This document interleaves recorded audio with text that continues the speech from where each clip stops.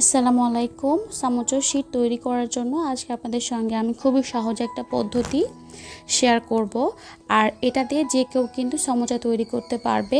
আসুন দেখে নিই কীভাবে খুব সহজে বাসায় আপনারা ঝটপট সমোচা তৈরি করতে পারবেন। আমি এখানে প্রথমে নিয়ে নিলাম 1.5 কাপ পরিমাণ ময়দা। আপনারা চেষ্টা করবেন এখানে ময়দাটা ব্যবহার করার, এতে করে শীটগুলো খুবই ভালো হয়। দিয়ে দিচ্ছি সামান্য একটু লবণ। এখন এই লবণ আর ময়দাটাকে মিশিয়ে নিয়ে তারপরে নর্মাল টেম্পারেচারের পানি দিয়ে একটা ডো তৈরি করে নিব। আর এই ডোটা কিন্তু একদম বেশি নরমও হবে না, আবার একদম বেশি শক্তও হবে না, মাঝামাঝি একটা অবস্থানে থাকবে ডোটা। এই ডোটা তৈরি করা হয়ে গেলে আমি সামান্য একটু সয়াবিন তেল দিয়ে উপরটা একটু মেখে এটাকে রেস্টে রেখে দেব 2 ঘন্টার জন্য।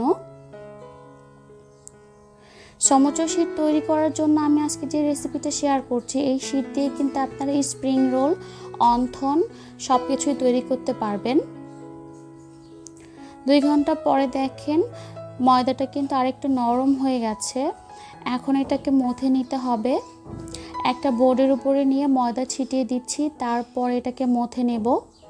আর এই সম্পূর্ণ ডোটাকে আমি 2 ভাগে ভাগ করে নিচ্ছি, কারণ এত বড় ডো দিয়ে কিন্তু সমান করে ভাগ করে নেওয়া একটু সমস্যা হয়। এই জন্য আমি প্রথমে বড় 2 ভাগ করে নিয়ে তারপর একটা থেকে আমি 8 টুকরো করে ছোট ছোট লেচি কেটে নিয়েছি। আপনারা চেষ্টা করবেন সবগুলো টুকরো যেন সমান হয়, তাহলে আপনাদের সমোচা শীট তৈরি করতে গেলে খুব একটা বেশি সমস্যা হবে না। তারপরে প্রত্যেকটা টুকরোকে আমি এইভাবে গোল করে নিচ্ছি। তারপর হাতে একটু তেল মাখিয়ে এগুলোকে একটা বাটির মধ্যে রেখে দেব সবগুলোকে। তারপর এখান থেকে নিয়ে নিয়ে আমি এই ময়দার মধ্যে এগুলোকে রুটি বানিয়ে নেব ছোট ছোট করে। আপনারা চাইলে কিন্তু এখানে 4টা রুটিও একসঙ্গে বেলে নিতে পারেন, কিন্তু আমি 3টা করে নিব, এতে করে শীটগুলো তুলতেও সুবিধা হয়। রুটির সাইজগুলো কেমন হবে সেটা নিশ্চয়ই দেখে বুঝতে পারছেন। 3টা রুটি বেলে নেওয়া হয়ে গেলে প্রথম রুটিটার উপরে আমি 1/2 চামচ করে সয়াবিন তেল দিয়ে দিলাম। এখন এই তেলটাকে চারিদিকে খুব ভালো মতো ছড়িয়ে দিতে হবে। তারপরে আমি এখানে ময়দা দিয়ে দিব, অর্থাৎ ময়দা আর তেলের একটা লেয়ার প্রত্যেকটা রুটির মাঝখানে হবে। এতে করে শীটগুলো তুলতে গেলে ছিঁড়েও যাবে না, আবার লেগেও যাবে না, খুব সুন্দর মতো শীটগুলো উঠে আসবে। তারপর আমি দ্বিতীয় রুটিটার উপরে সয়াবিন তেল দিয়ে দিচ্ছি, তারপরে হাতের সাহায্যে এভাবে চারিদিকে ছড়িয়ে দেব। তারপরে ময়দা দিয়ে শেষের রুটিটা দিয়ে দিলাম। এটার উপরে জাস্ট ময়দা ছিটিয়ে এখন রুটি বেলে নেব। আর এই রুটিটা বেলার সময় কিন্তু খুব বেশি চাপ দিয়ে বেলা যাবে না, তাহলে কিন্তু রুটিটা এক সাইডে চ্যাপটা হয়ে যাবে, তাহলে শীটগুলো কিন্তু সুন্দর মতো তোলা যাবে না। চেষ্টা করবেন সব সাইডে যেন খুব সমানভাবে রুটিটা বেলা হয়। পরোটা যেরকম মোটা রেখে আপনারা বেলে নেন সেরকম করে রুটিটা বেলতে হবে। তারপর আমি একটা পাত্রের মধ্যে দিয়ে দিলাম। জাস্ট 50 সেকেন্ডের মধ্যেই কিন্তু রুটিটা সেদ্ধ হয়ে যাবে। তারপরে কিন্তু এটাকে উঠিয়ে নিতে হবে। 2 সাইডে যখন এরকম হয়ে আসবে, অর্থাৎ কাঁচা ভাবটা আর থাকবে না, তখনই কিন্তু এটাকে উঠিয়ে নিতে হবে।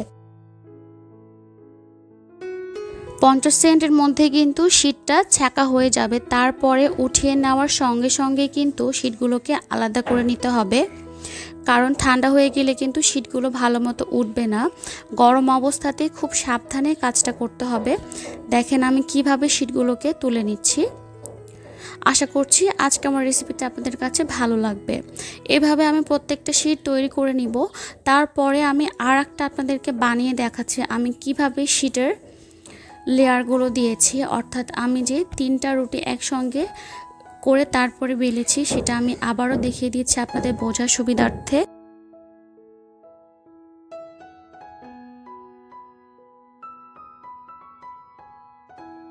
প্রথমে একটা রুটি নিতে হবে, তার উপরে ভালো পরিমাণ সয়াবিন তেল, তারপরে ভালো পরিমাণ ময়দা দিয়ে একটা লেয়ার সৃষ্টি করবেন। তারপরে দ্বিতীয় রুটিটা দিবেন, তার উপরে আবার সেমভাবে সব কিছু দিতে হবে। এখানে যদি আপনি কম পরিমাণ তেল আর কম পরিমাণ ময়দা দেন, তাহলে শীটটা তোলার সময় কিন্তু এগুলো ছিঁড়ে যাবে, একটার সঙ্গে একটা লেগে যাবে। এর জন্য চেষ্টা করবেন খুব ভালো মতো এই কাজটা করার। তারপরে পরোটা যেভাবে বেলে সেভাবে বেলে নিতে হবে। আর এটাকে প্রায় 40 থেকে 50 সেকেন্ড ছ্যাঁক দিলেই কিন্তু এটা সেদ্ধ হয়ে যাবে। তারপরে গরম অবস্থাতে এই শিটগুলোকে আলাদা করে নিতে হবে। এভাবে আমি সবগুলো শিট তৈরি করে নিয়েছি। আমার এখানে প্রায় 1.5 কাপ ময়দা থেকে 16 থেকে 17টা শিট হয়েছে। আমি কয়েকটা 4 লেয়ারে করেছি, কয়েকটা 3 লেয়ারে করেছি। এভাবে সবগুলো তৈরি করে নিয়েছি। আর সমুচা শিট যেটা হোটেলে তৈরি করে লম্বা করে কেটে তারপরে সেটাকে প্যাচ দেয়, এটা আমার কাছে খুবই কঠিন মনে হয়। আমি এর জন্য আজকে খুব সহজভাবে রুটির মতো করে কেটে নিয়ে তারপরে এগুলোকে সমুচার শেপ দিব। আপনারা এখানে এরকম ধরনের একটা বাটি বা প্লেট নেবেন, যেন প্রায় 6 থেকে 7 ইঞ্চি পরিমাণ লম্বা, চারিদিকে এরকম গোল হবে, এরকম একটা সাইজ করে কেটে নেবেন সবগুলো শিট একসঙ্গে। তারপরে আমি এগুলো দিয়ে সমুচা তৈরি করব। এতে করে সমুচাগুলো কিন্তু একটু বড় সাইজ হবে। আর এটা কাটার পরে যে সাইডের অংশগুলো ছিল ওগুলোকে ভেজে তারপরে আমি গুঁড়ো করে নিব। আর এখানে আমি সমুচার পুরটা আগে থেকে তৈরি করে নিয়েছিলাম গাজর, পেঁয়াজ আর বিফ দিয়ে। আর এটাকে লাগানোর জন্য আমি এখানে ব্যবহার করেছি গ্লু, অর্থাৎ আটা আর পানি গুলিয়ে আঠা আঠা করে নিয়ে তারপর এটাকে ব্যবহার করব গ্লু হিসেবে।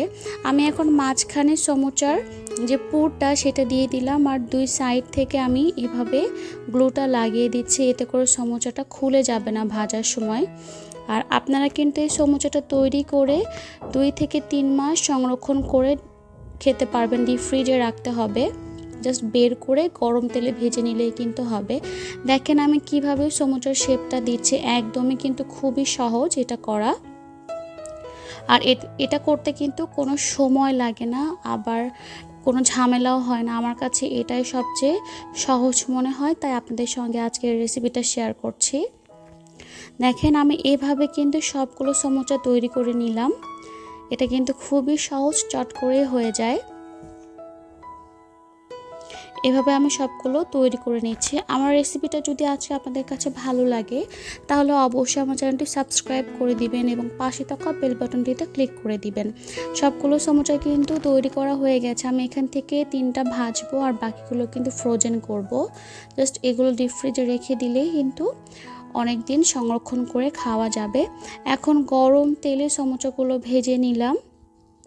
আপনারা এভাবে একবার সমুচা তৈরি করে দেখবেন, সমুচাটা খেতে কিন্তু খুবই ভালো হয়। দেখেন কতটা ইয়াম্মি হয়েছে দেখতে। এতক্ষণ যারা আমার সঙ্গে ছিলেন তাদেরকে অসংখ্য ধন্যবাদ। দেখা হবে আবার নতুন কোনো পর্বে। সে পর্যন্ত সবাই ভালো থাকবেন। আল্লাহ হাফেজ।